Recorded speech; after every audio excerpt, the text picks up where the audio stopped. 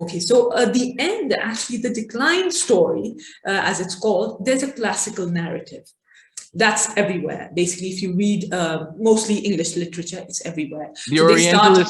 Orientalists actually blame Imam Ghazali. So I don't know. Yeah. What's your... Yeah. So firstly, they say it's the Mongols. That was the oldest one, but that has been completely defeated, refuted completely, because we know that there was science after the Mongols, a lot of science after the Mongols. And when the Mongols themselves became Muslim, they became really, big experts in science. We can see that from the observatories in Samarkand, and the Maraga observatory was well known. So that's the classical narrative then moves to also many people hold, especially in Pakistan, I think Professor Pervez Hoodboy, many liberal Muslims hold these ideas that maybe it was Imam Ghazali who led to the downfall of science. That has also been very well dealt with by many academics. That is actually not right, because you have science after Imam Ghazali. And you have science. I'm sorry to cut you off. I'm actually doing a show on this very topic where a very respected academic in philosophy is actually going to refute the Imam Ghazali theory. But yeah, you were saying.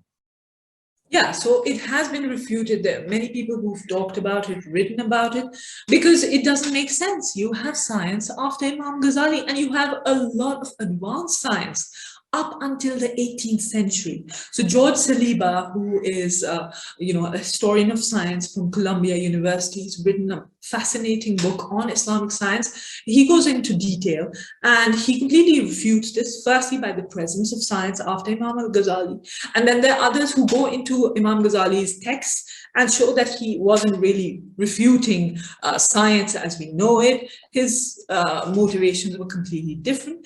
And then this whole idea, because what they're trying to do, why the Orientalists started this classical narrative, was because they viewed Islamic history from their own lens. So the conflict thesis between religion and science was a European phenomenon. So when they saw that, okay, the Islamic civilization is also a religious civilization, had science, oh, so maybe it could be that their religion also ended their science, which is absolute, it's absolutely wrong. It has been proven wrong, because many religious scholars, now Imam Ghazali was, he belonged to the Asharite group of, theologians, and we find even after him, staunch Asharites, developing science.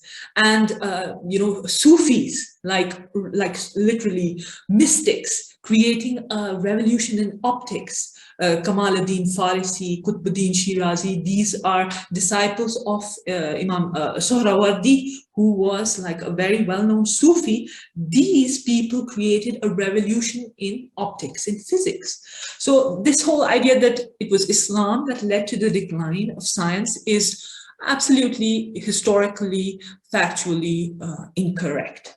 The classical narrative has been proven to be wrong. As far as academia is concerned, that's how it is. But one of the, I would say, very important observation that has been made by George Saliba, again, the historian of science, and his main emphasis is on Islamic science, that he writes that Islamic science actually went all through up till now. It started from the 700s, let's say the 800s, 9th century that's when it all started, in Baghdad and places like that. And it went all up till the colonial period. Even you could say, like beyond the colonial period till the 18th century, you had like science in the Ottoman, territories, and also science in Safavid Iran and the Mughal dynasty. Whenever somebody asks me about decline, I usually say this to them, that Tipu Sultan in the 17th century was inventing rockets. So does that look like decline to you? So clearly, it wasn't that the Islamic scientific revolution was declining, but the correct word to use is disruption. So when the colonialists came and the colonial period started, this was a very novel way of taking over a territory. They didn't come just as invaders. They destroyed all institutions all political institutions, all economic institutions, all educational institutions, and they didn't just leave them destroyed. They replaced them with their own institutions, so that subsequent Muslim generations didn't actually know that something like a khilafah existed, or something like the madrasa curriculum existed. So that's one of the main reason, you could say, for call it decline or disruption of Islamic science and the Islamic scientific revolution, was the colonial period. That's what George Saliba writes. Even somebody like Simon Schaffer, he is also a historian. He says when the colonialists entered places like the Muslim world, especially India, the Indian subcontinent, they didn't want to, you cannot colonize a people who have a very high self-esteem. So they wanted to demoralize them, put in place an inferiority complex, psychologically colonize them, so that they readily, the enslaved masses readily accept the British model of living, of education, and this and that. So they invented this lie that, yes, you guys were advanced and you guys were rich, but it's all of the past. But now we are unearthing evidence that Islamic civilization had science, had institutions of learning when it came to philosophy, even science, astronomy, up until the 18th century. So in one word, if you would ask me, what are the characteristics, what are the prime reasons for the decline? I would say it's not really a decline as such, a gradual decline. It's more of a disruption. And somebody like M.M. Sharif, who is a well-known philosopher from Pakistan, he writes in his History of Islamic Philosophy that it was a very brief period of this disruption that took place in the colonial period. And now we are seeing,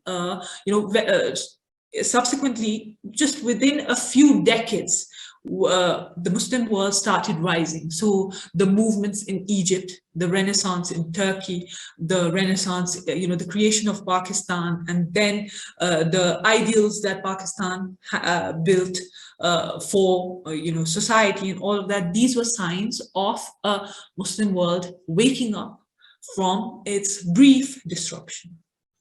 So you're trying to say that there might be some sort of a conspiracy? The disruption was a conspiracy?